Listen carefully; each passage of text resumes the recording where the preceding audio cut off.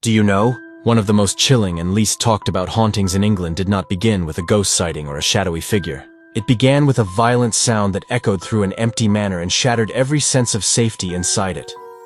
In 1929, deep in Essex, England, a sprawling ivy-covered estate known locally as the Grange became the center of a terrifying real-life haunting that investigators could never fully explain.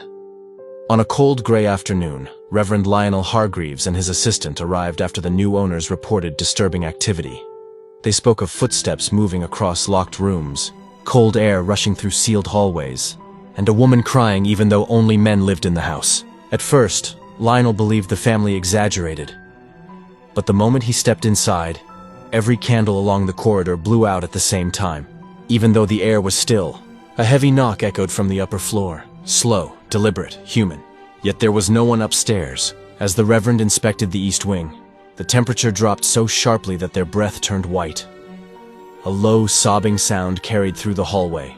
It grew louder, closer, until it seemed to come from directly behind them. They turned. The hallway was empty. Suddenly, the large bay window beside them shattered inward. No stone. No intruder. The glass exploded toward them as if something outside forced its way in.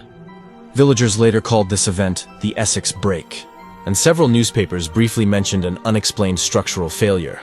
But witnesses insisted that something unseen was roaming the estate.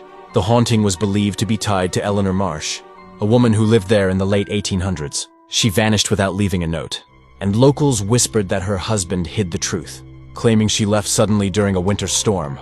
Decades later, during repairs, workers discovered a bricked-up servant staircase, jewelry wrapped in cloth under the floorboards, and a torn diary page describing a woman begging to be released from the walls.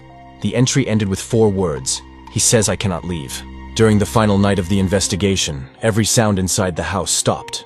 No footsteps, no crying, no knocks. It felt as if the entire building held its breath.